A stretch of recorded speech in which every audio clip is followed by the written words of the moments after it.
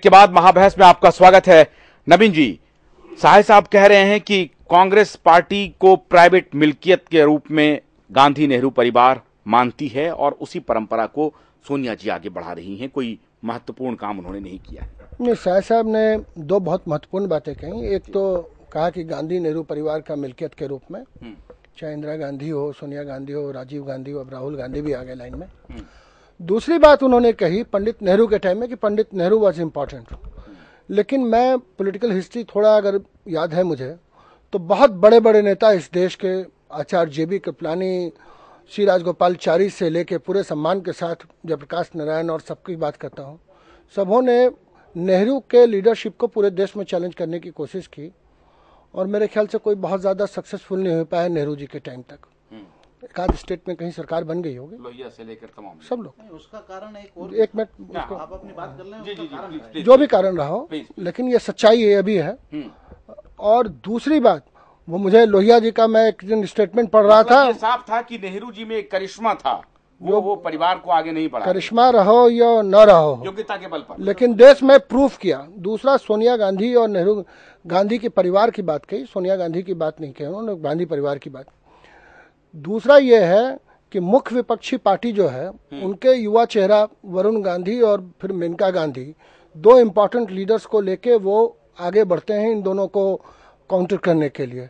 तो मुख्य विपक्षी पार्टी को भी नेहरू गांधी परिवार से आदमी चाहिए, चूंकि वरुण गांधी पीलीभीत में ऐसा नहीं है कि कोई बीजेपी का वर्कर नहीं रहा होगा।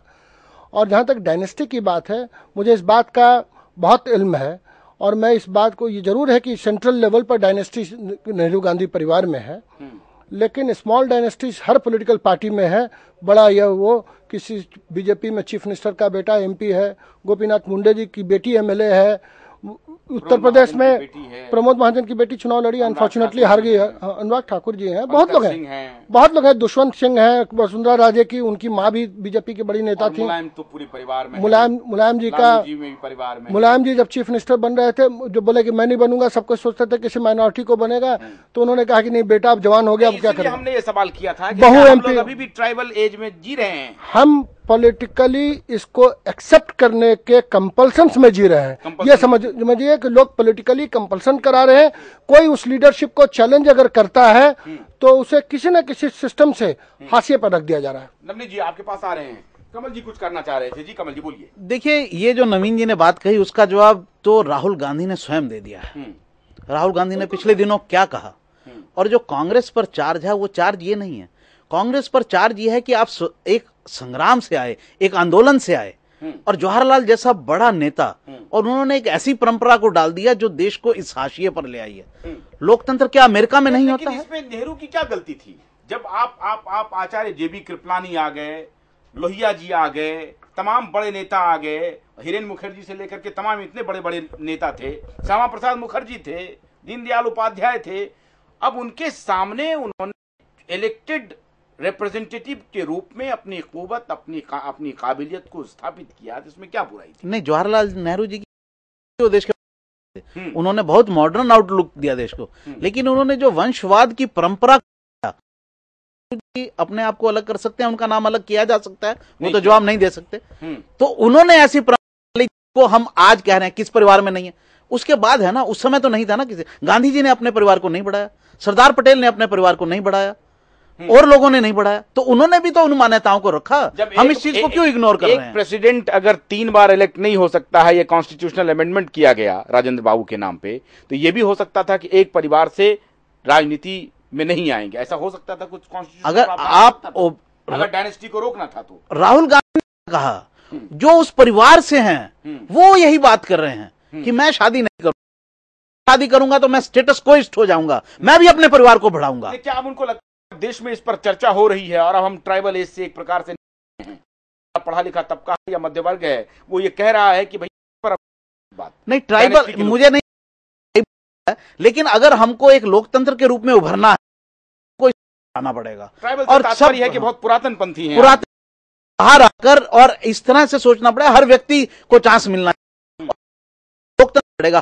प्रॉब्लम क्या होती है, खाली ये नहीं है कि कोई परिवार का व्यक्ति है, यह प्रॉब्लम होती है, बुरी बात है उसको भी स्वीकार कर लेते हैं। अगर हम किसी परिवारवाद को मानते हैं तो परिवार का मान लीजिए, मैं किसी व्यक्ति विशेष की बात नहीं कर रहा हूं, XYZ कोई भी, मान लीजिए आपने अनुराग ठाकुर का नाम लिया, वो कल को अगर हिमाचल में उस नाम पर बैठ जाते हैं और वो करप्ट निकलते हैं और हम उन्हीं को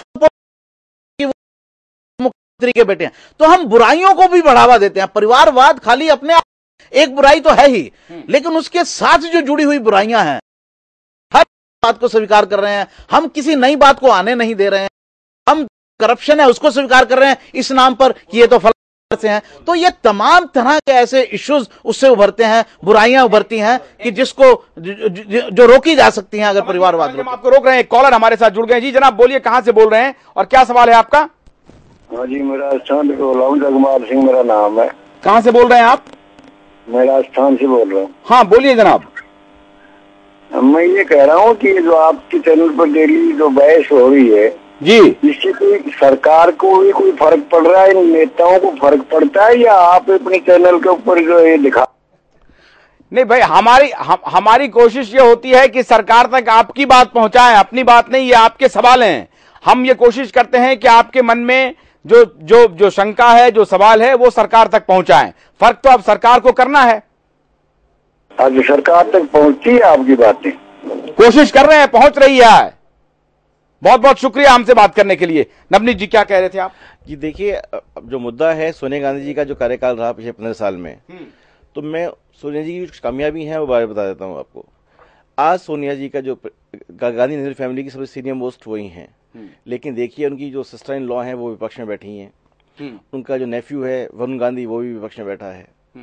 राहुल गांधी 10 साल से सांसद हैं, लेकिन कोई बहुत बड़ा रोल अब उनको जाके वो उपाध्यक्ष बने हैं। तो क्या उनकी नर्चरिंग में, राहुल गांधी की नर्चरिंग में क्या कमी रह गई? हमारा ये है कि अगर सोनिया जी नहीं आती तो पार्टी की हालत और खराब हो जाती। इस बात से आप सहमत हैं या नहीं? सोनिया जी ने प्रयास किया प्रधानमंत्री बनने का, असफल हो गई।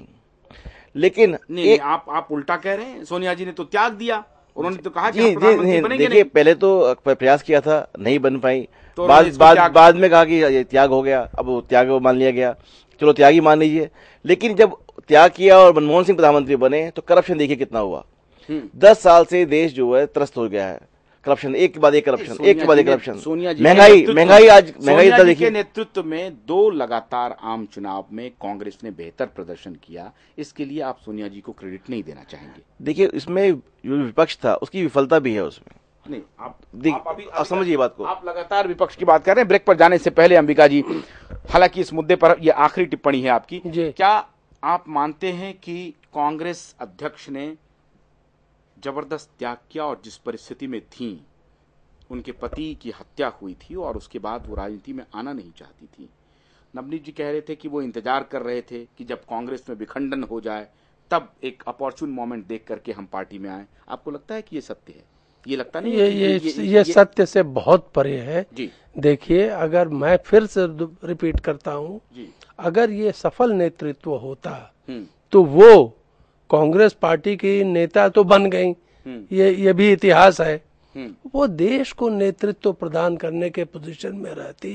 कांग्रेस का जैसा ट्रैक रिकॉर्ड आजादी से पहले रहा है कि वो देश को नेतृत्व दिया है। माफ करिए, सोनिया जी ने देश को नेतृत्व सफलतापूर्वक नहीं दिया है। वो पार्टी को नेतृत्व तो सक्षम रही ना उसमें देने में। पार्टी को उन्होंने दिया, लेकिन अपना रोल इतना सीमित कर दिया। और जब आप पार्टी को नेतृत्व सिर्फ प्रदान करेंगी तो पार्टी की हर गलत सही बातों की भी जिम्मेदारी लेनी होगी। जी बोलिए, ब्रेक लेंगे जी। ऐसा है कि मुझे लगता है कि लोगों को सोनिया गांधी से और एक्सपेक्टेशंस है और देखना है कि आगे वाले वक्त में सोनिया गांधी उसको पूरा करेंगे कि नहीं। बहुत आप इस मुद्दे पर हम आज यहीं अभी रुक रहे हैं, ब्रेक के बाद दूसरे मुद्दे पर करेंगे। लेकिन सोनिया गांधी से अपेक्षा देश के लोगों को था कि वो देश का नेतृत्व करे, पार्टी का नहीं। क्योंकि साहे साहब कह रहे हैं कि कांग्रेस हमेशा देश का नेतृत्व करती रही है। कॉन्ट्रास्ट देखिए कि कांग्रेस पार्टी का तो नेतृत्व सोनिया जी ने बखूबी निभाया, लेकिन वो देश की नेता अभी भी नहीं बन सकी है। ये सोनिया जी के लिए बड़ी चुनौती है। एक बात और कि अगर सोनिया जी 15 साल तक प्रेसिडेंट हैं तो उनको एक प्रेसिडेंट भी लाना चाहिए कि कांग्रेस सबसे बड़ी पार्टी, पुरानी पार्टी, उनमें अब इलेक्शन के माध्यम से प्रेसिडेंट को आगे बढ़ाया जाना चाहिए, ना कि नॉमिनेशन सा। एक ब्रेक ले रहे हैं। ब्रेक के बाद आज संसद में किसने किस पर वार किया और किसने कहा कि मिलकर किस पर वार करना चाहिए।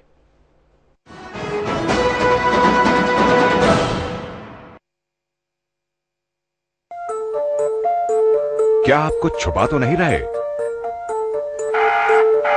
Property transaction,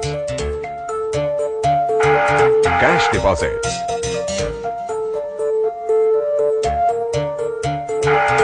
big purchases,